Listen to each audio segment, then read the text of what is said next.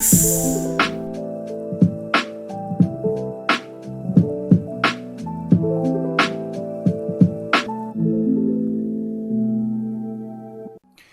hola, ¿qué tal? ¿Cómo están? Bienvenidos, bienvenidas. Esto es Minuto 10. Soy Miguel Esquivel, listo y preparado para iniciar esta conversación junto a una de las pediatras endocrinólogas más reconocidas de Trujillo. Estoy hablando de la doctora Karen Ramos. Es un tema de repente poco conocido, por eso me parece súper importante hablar ahora sobre ese tema.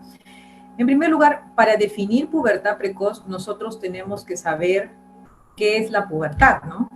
La pubertad es una etapa en la cual el organismo atraviesa por una serie de cambios, ¿no? Fisiológicos, emocionales, psicosociales, adaptativos, en la que se produce la transición desde que es, ¿no?, niño, desde la infancia hasta la adultez. Es como un camino, un nexo, ¿no?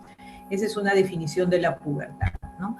Y entonces ahí se da sobre todo una serie de cambios físicos, ¿no? Los caracteres sexuales secundarios, que es el nombre que se le da. La pregunta es la edad, porque Claro, ¿a qué edad empiezan estos cambios? ¿Se exacto. asustaría, por ejemplo, alguien que empieza con, digamos, cambios a partir de los 8 años, que creo que no es muy común? Claro, claro, justamente a eso iba, ¿no? Entonces, normalmente estos cambios se dan, ¿no? De manera, se acepta que se da, porque es una definición más que nada estadística, ¿no? O sea, depende de cada población, ¿no? Entonces, se acepta que estos cambios se pueden dar en las niñas a partir de los 8 años y en los niños a partir de los 9 años. Entonces, pubertad precoz es cuando aparecen estos caracteres sexuales secundarios, es decir, los cambios físicos, ¿no? Sobre todo, en los niños, en las niñas antes de los 8 años y en los niños antes de los 9 años, ¿no? Entonces, a eso se le llama o se denomina pubertad precoz. O sea que puede haber una niña de 7 años que pueden, sus glándulas mamarias empiezan a crecer. O sea, ¿puede darse eso? Claro que sí, claro que sí. Sí. Justamente si, por ejemplo, una niña de 7 años ya empieza a presentar botón mamario, que es el inicio del desarrollo de la mama, así se llama botón mamario, ¿no? Es el primer signo de la pubertad en niñas. Si tenemos una niña que ya presenta botón mamario, pues entonces esa niña debe ser evaluada por el especialista, por el endocrinólogo pediatra, porque podría tratarse de una pubertad precoz y podría requerir tratamiento. ¿Y qué problemas? ¿Cuáles son las causas? ¿Por qué hay pubertad precoz? Claro. Esa pregunta también es muy importante y también se ha hecho muchos estudios y hasta ahora de repente no se tienen todas las respuestas en sí, ¿no? La pubertad es un fenómeno que normalmente se da por una activación fisiológica, ¿no?, del hipotálamo, que actúa sobre la hipófisis, y la hipófisis actúa sobre las gónadas, ¿no? Entonces, este es el orden natural, ¿no?, normal que se da. Entonces, se han establecido muchas teorías sobre qué puede originar o qué puede causar la pubertad, ¿no? Por ejemplo, se han mencionado teorías en las cuales sustancias proteicas llamadas quispeptinas, ¿no?, pueden estar implicadas en el desarrollo, ¿no?, de la pubertad, ¿no? Y que al activarse esto tempranamente, pues entonces se produce la pubertad precoz, ¿no? ¿Y en qué alimentos están en qué alimentos están justamente lo que nos refiere? Claro, o sea, al producirse esta activación, que es una teoría, que es uno de los mecanismos, no es en todos los casos, entonces se produce la activación temprana.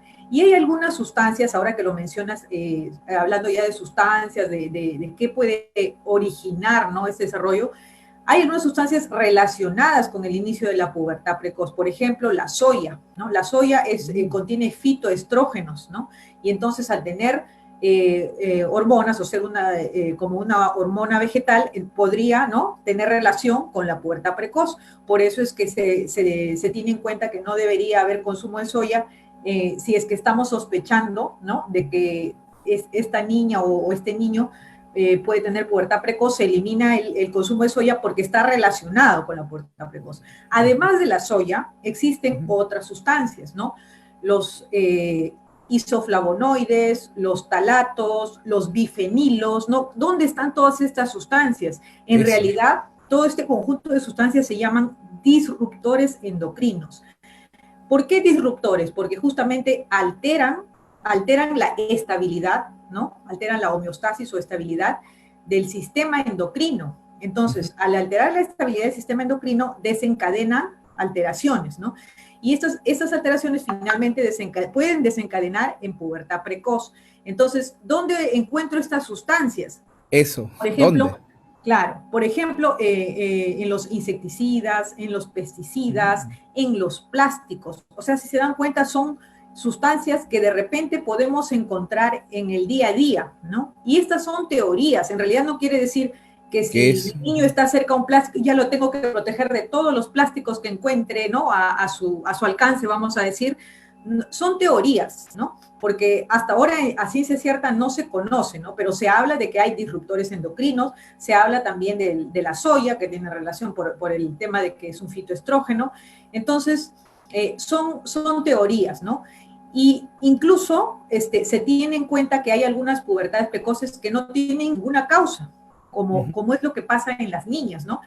En las niñas y en los niños hay una diferencia. Generalmente la pubertad precoz, relacionando niñas versus niños, ¿no? Las niñas presentan mayor frecuencia de pubertad precoz, en una relación más o menos que va en algunos estudios de 15 a 20, ¿no? En niñas por un niño, ¿no? O Wow, sea, es mucho más es frecuente en las bastante. niñas, bastante, bastante. Y Entonces, te quería comentar también, la principal diferencia es que en las niñas, el mayor porcentaje de las causas de pubertad precoz es idiopática. ¿Qué quiere decir idiopática? Que no tiene una causa conocida, porque justo estamos hablando que son teorías. Y en cambio en los niños, la principal causa es orgánica. O sea, si yo tengo un niño, un varón con pubertad precoz, yo tengo que buscar alguna causa orgánica, de repente un tumor, ¿no? De repente un tumor del sistema nervioso central, por ejemplo, un tumor testicular, por ejemplo, ¿no? O sea, sí tengo que buscar. En cambio, en la niña es más frecuente no encontrar ninguna causa. doctora, usted habló del botón mamario, que es el distintivo para una niña saber que ya empieza su pubertad. Y en los varones, ¿cuál es el distintivo que yo puedo notar para saber que ya ingresa la pubertad? Claro. Es muy importante evaluar el estadio puberal, ¿no? Para eso existen, hay como unas figuras, ¿no? Que nos evalúan el Tanner, ¿no? De repente por ahí las encontramos en el internet o de repente por ahí las hemos visto, ¿no? Estas figuras me revelan los estadios de Tanner para evaluar en qué estadio puberal se encuentra el niño o la niña, ¿no? Entonces, mientras en la niña el primer signo de pubertad es el botón mamario, en el niño es el agrandamiento testicular. Entonces, yo tengo 5 estadios de Tanner, se llama, ¿no? En el estadio 1 de Tanner no tengo nada de mama, o sea, no hay nada, no hay ningún botón. En el estadio 2 de Tanner, a partir del estadio 2 de Tanner, ya se entró a la pubertad. Y ahí sí presenta el botón mamario, que generalmente uno lo palpa como si fuera una lentejita, ¿no? Debajo de la areola, ¿no? En el examen físico. ¿Cambia de color la areola o sigue siendo Sí, el mismo color? sí, generalmente se pone más pigmentada, se hace más oscurita, ¿no? Ese es un Ya. cambio. Y generalmente cuando uno le palpa, o sea, en el examen físico, le duele un poquito a la niña, ¿no? Porque es tejido mamario. Eso lo diferencia, por ejemplo, de si fuera grasita, porque hay muchas niñas también que tienen el problema de la obesidad o del sobrepeso. Y además debemos señalar que la obesidad y sobrepeso de por sí predisponen a que la niña tenga pubertad precoz. O sea, una niña tiene más riesgo cuando tiene sobrepeso o obesidad, ¿no? Entonces, eso es en el caso de las niñas. En el caso de los varones, igual. Para el caso de los varones me voy a ayudar de este aparatito. No sé si lo Ajá, ven, si lo pueden ver bien. claro.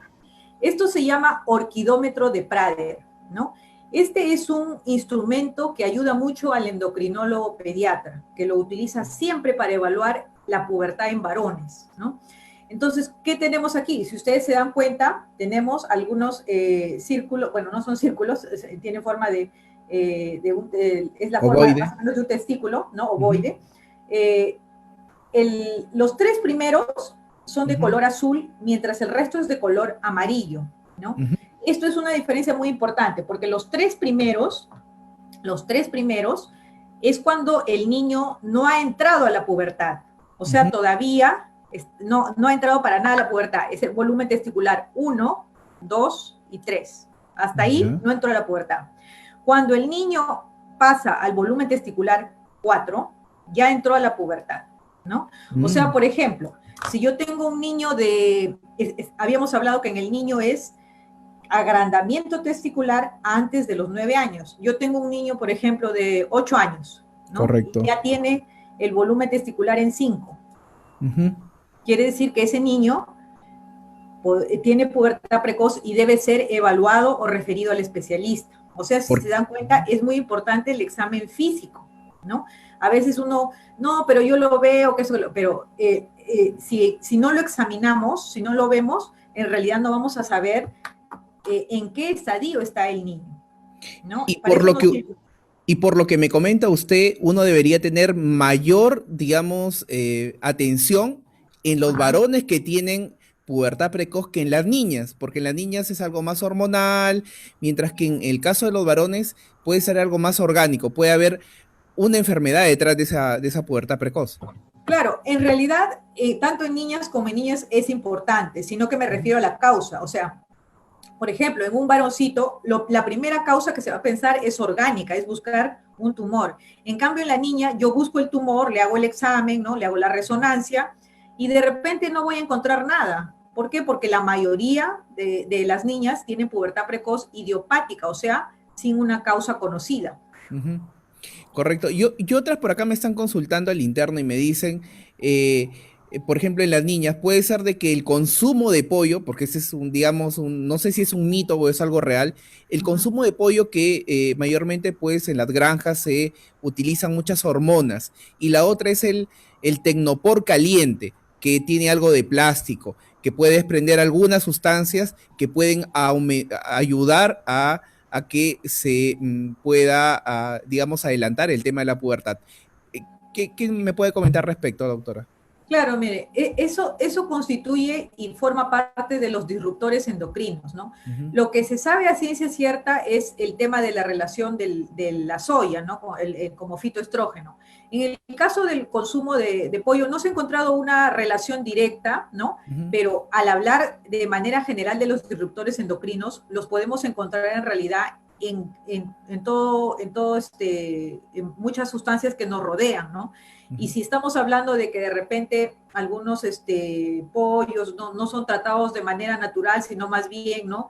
Se le trata de aumentar de peso, etcétera, utilizando algunas sustancias, ¿no? Que indican un crecimiento no de manera natural, sino más bien utilizan hormonas, entonces podría tener alguna relación, pero no se ha encontrado una relación directa, o sea, no es que tengo que dejar de consumir el pollo para que no haga pubertad precoz, no es así. Correcto.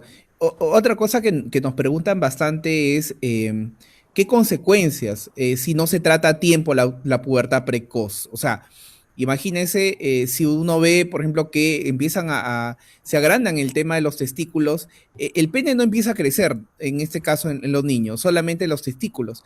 Pero ¿cuáles son las consecuencias si yo no lo trato a tiempo? Claro. Mire, las dos, o sea, el objetivo del tratamiento de la pubertad precoz en realidad tiene dos grandes consecuencias, vamos a decir. Si nosotros no tratamos una pubertad precoz, tenemos consecuencias en la talla, repercusión en la talla. Vamos a tener que la talla se queda más bajito, el niño o la niña. ¿Por qué razón? Porque prácticamente adelantó toda la pubertad, ¿no? Y entonces empieza a ser el más alto del salón. Uno se da cuenta porque mi niña creció muy rápido, cambió rápido de polo, de pantalón, de zapatilla, etcétera. Se ensancha las caderas, todo empieza. Exacto, exacto, ¿no? Y entonces, después detiene su crecimiento, claro, porque ella ya dio el estirón puberal y ya de pronto detiene su crecimiento antes que los demás, ¿no? Empieza a crecer antes y detiene su crecimiento antes, por lo tanto se queda más bajito o más bajita. Esa es una afectación de la talla, es una de las consecuencias. Y la otra, no menos importante, es la afectación psicológica, ¿no? O sea, porque una niña que tiene 7 años y medio, Ujú. obviamente se va a sentir pues de repente un poco incómoda, de repente con grado de afectación psicológica, cuando ve que ella ya está teniendo cambios mamarios, desarrollo mamario y sus compañeritos pueden empezar problemas de bullying, ¿no? O sea, una serie de consecuencias que pueden finalmente hacer que incluso abandone el colegio, qué sé yo, ¿no? Una Ujú. serie de repercusiones que se pueden evitar de repente si se le da tratamiento adecuado. ¿Está de la mano el tema de la pubertad precoz con el inicio de la menarquia en las niñas? La menarquia es la primera menstruación. ¿Hay una relación? Claro, cuando, o sea, cuando nosotros hablamos de la pubertad abarca mucho tiempo, no es solamente un instante. El primer signo de la pubertad en niñas es la telarquia botón mamario, telarquia se llama, ¿no? Ujú. La presencia de botón mamario. Desde que aparece la telarquia o botón mamario hasta que viene la regla, más o menos hay 2 años en promedio, ¿no? Entonces, a veces las mamis se asustan y porque apareció el botón de la mama y la llevan rápidamente y dicen, no quiero que le venga la regla, pero la regla no le va a venir tan rápido, la regla le va a venir en un promedio de 2 años. Pero sí es importante que acuda al espejo, porque se le tiene que evaluar para ver si necesita tratamiento, ¿no? Ujú. Justamente para mejorar la talla y para evitar las consecuencias psicológicas que ésta pueda tener. Entonces, a veces uno dice, mira, mijito, qué grande, ya creció, tiene, mira, 9 años, parece que tuviese 12, parece que tuviese 13, y las mamás orgullosas, felices, mira qué grande, y lo que podría estar pasando es que tenga una pubertad precoz y la mamá no sabe porque dice, ah, no, pues que su papá es grande, pues es gigante, por eso es que también mi hijito está gigante, está grande. Y hay niños que a esa edad son pequeñitos, pequeñitos, y de repente a los 12, 13, pum, dan un estirón. Entonces, eh, uno es de repente el tamaño y ahora me imagino que las mamás en el baño, después de escuchar y ver esta entrevista, obviamente van a examinar a sus pequeños de 8 o 9 años para ver cómo están el tema de las gónodas, ¿no? De los testículos, el tamaño. Y en el tema de las mujeres, aparte de ensancharse un poco las caderas, usualmente todo esto, ¿a qué edad empieza?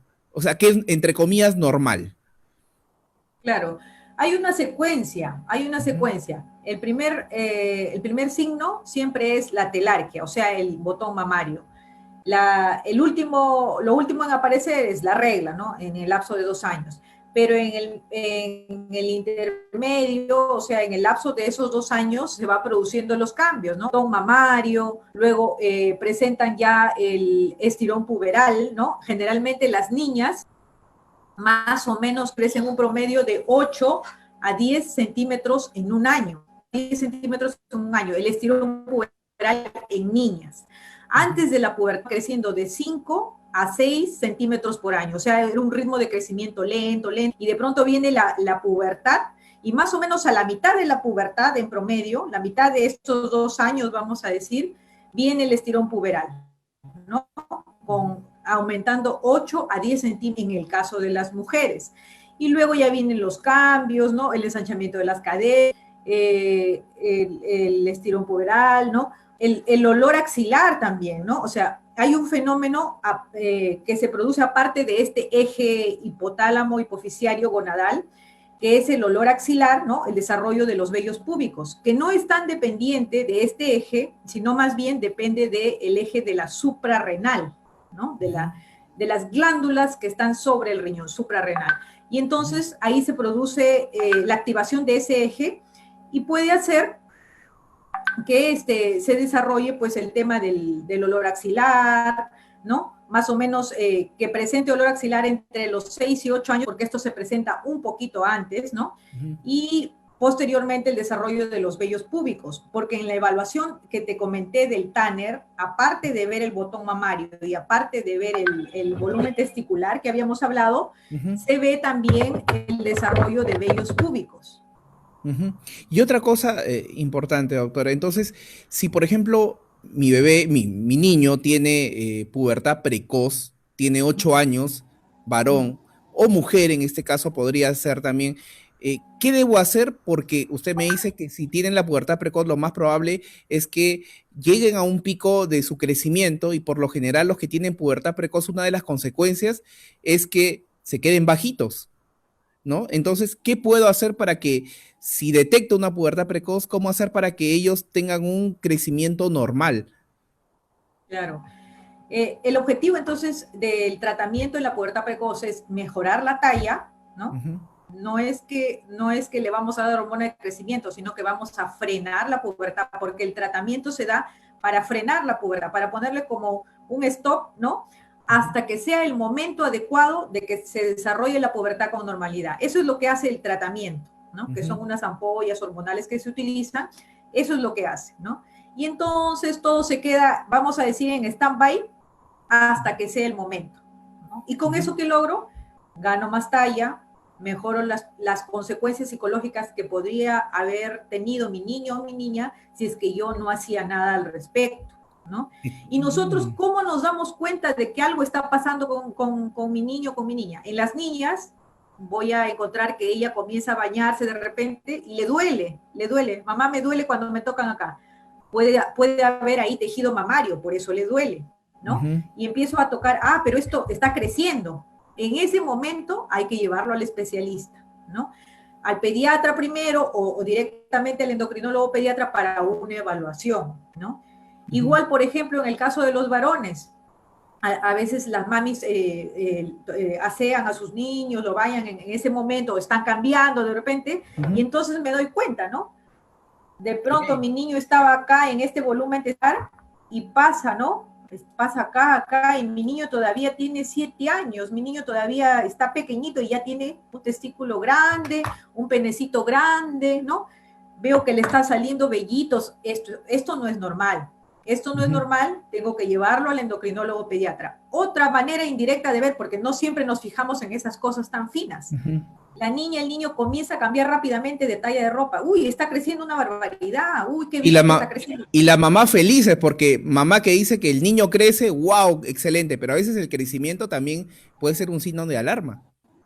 Claro. Entonces, el estirón puberal que se da en las niñas, como te comenté, es de 8 a 10 centímetros en un año, mientras que en los niños es de 10 a 12. Ellos crecen un poco más en el estirón, ¿no? Entonces Ya. ya se va a dar cuenta, qué raro, pero le cambié de zapato recién y de pronto ya tengo una talla más y el pantalón también una talla más y lo veo que está estirando. Qué raro, estoy viendo que está, la voz se le está engrosando, qué raro, ¿no? En la niña igual, ¿no? Lo veo más caderoncita. Entonces, todas esas cosas, no hay que esperar que se produzcan tantos cambios, debemos alertarnos ante el primer signo para ser evaluado por el especialista, porque ¿qué pasa? A veces llegan ya porque esto avanza y llega un momento en el que ya no se puede tratar, ¿no? Por Ujú. ejemplo, que ya la niña haya presentado la regla, Ujú. Ya, ya y terminó la puerta. exactamente, o sea, ya no Ujú. podríamos hacer mucho, ¿no? Porque ya avanzó la maduración, porque conforme avanza esto de la pubertad, lo que pasa en la maduración ósea Ujú. comienza a avanzar aceleradamente y entonces cuando ya queremos actuar sobre esa maduración ya avanzó mucho. Ujú. Correcto. Y entonces, lo importante es que se puede detener la pubertad precoz.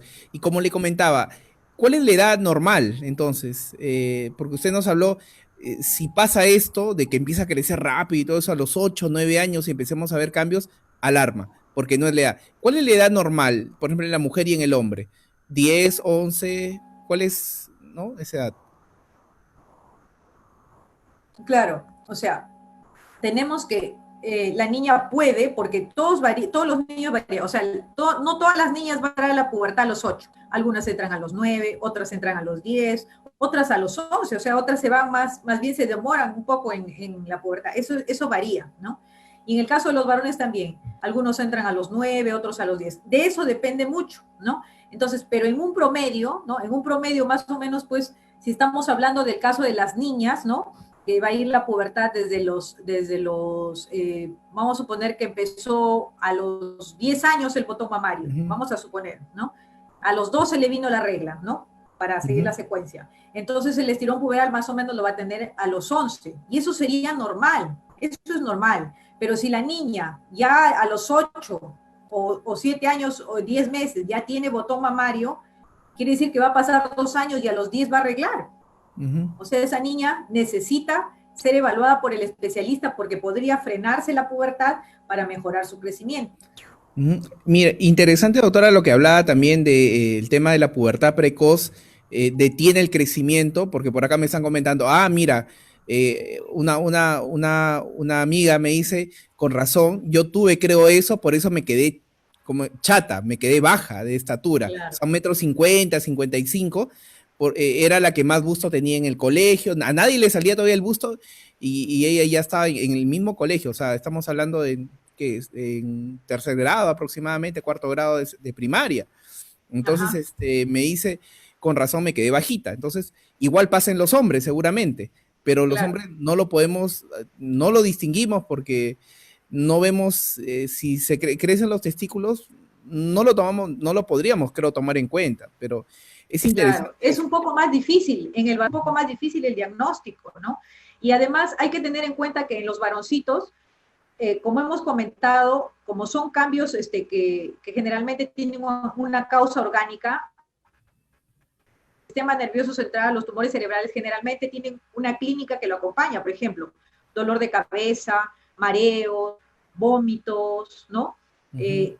Otra sintomatología acompañante, ¿no? Hay varios tipos de tumores, ¿no? Que puede haber. Entonces, por ejemplo, ¿no? Hay un tipo de tumor que se llama amartoma. Y, por ejemplo, ¿qué caracteriza a este tumor? Que generalmente le dan crisis de risa inmotivadas. O sea, se ríe de la nada.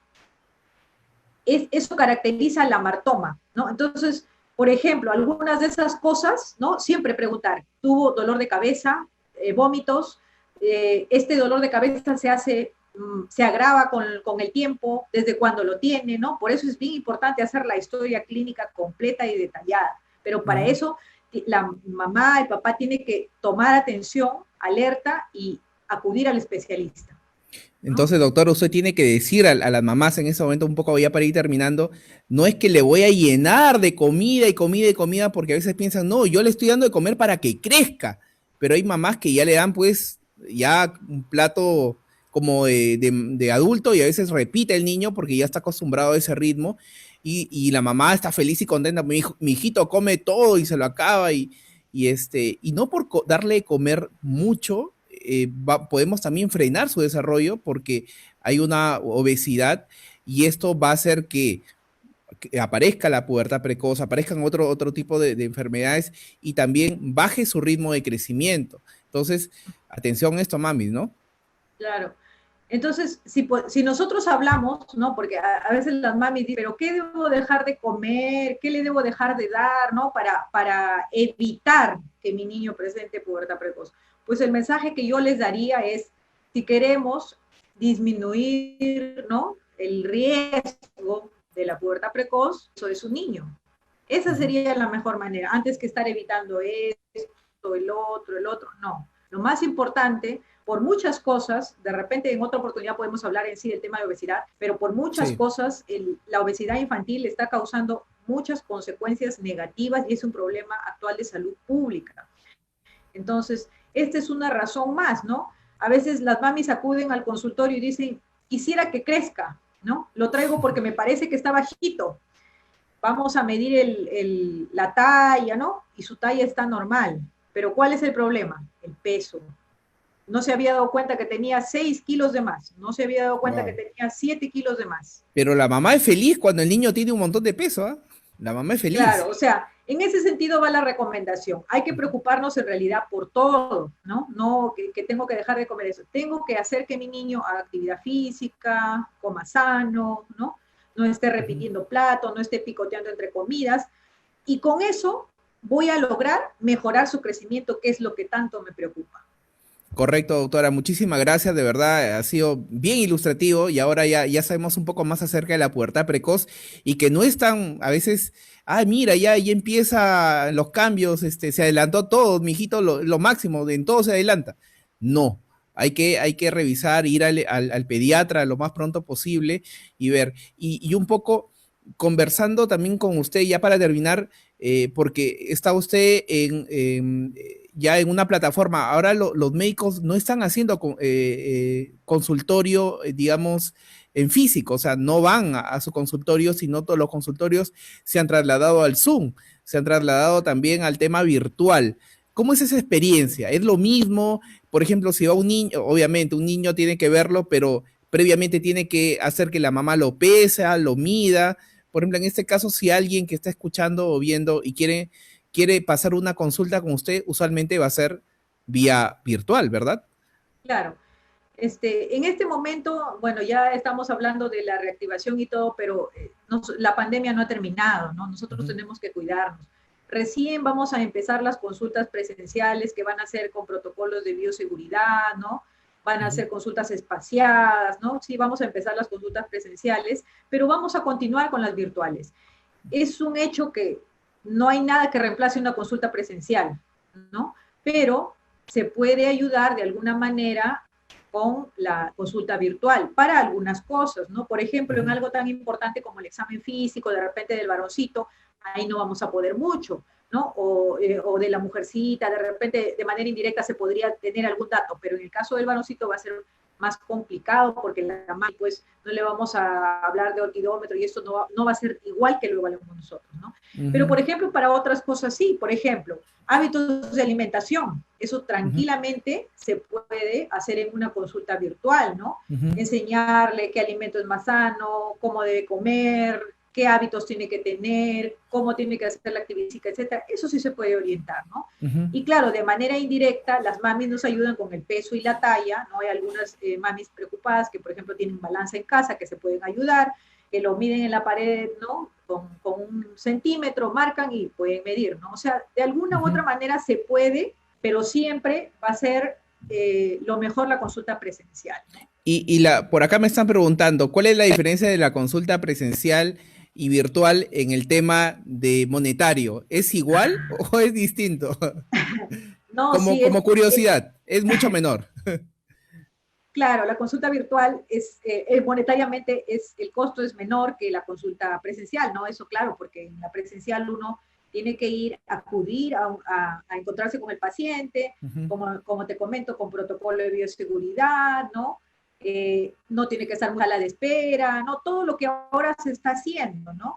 Y tiene que ser por algo realmente necesario, ¿no? Claro. Porque a veces también, no, pero yo quiero que lo vea y quiero que lo vea. Yo quiero que Entonces, vea porque quiero que suba de peso y crezca. Eso creo que la mayoría de padres van por eso. Doctora, ¿y en dónde lo podemos encontrar virtualmente? Estoy en la plataforma de Doctoralia, ¿no? En Doctoralia se pone Google y se pone ahí pediatra Trujillo, por ejemplo, y ahí va a aparecer mi nombre, ¿no? Karen Ramos. Ahí incluso ustedes pueden leer opiniones sobre pacientes atendidos en donde dan su opinión para que ustedes vean cómo ha sido, ¿no? Porque a muchos nos gusta de repente antes de tener ser acreedores de un servicio, ¿no? Ver cómo ha sido ese servicio. Entonces, ahí pueden encontrar opiniones para que se sepan, ¿no? Cómo ha sido, ¿no? La experiencia. Y también a través de la página web, ¿no? Está en doctora Karen Ramos, endocrinología pediátrica, también estoy en la página web, se puede escribir un mensaje al interno, ¿no? Estamos así por estos medios de comunicación. Listo, doctora Karen. Gracias por estar aquí en Minuto 10, como siempre, y nos reencontramos la próxima. A ustedes, cuídense mucho. Gracias por estar ahí y gracias por estar siempre. Compartan este video, compártanlo, por favor, a todos sus familiares, a todos sus amigos, amigas. Y recuerda que nos encuentras en Spotify, nos encuentras en YouTube y, bueno, en el Facebook Live aquí en Minuto 10. Cuídense. Hasta la próxima. Chao. Gracias.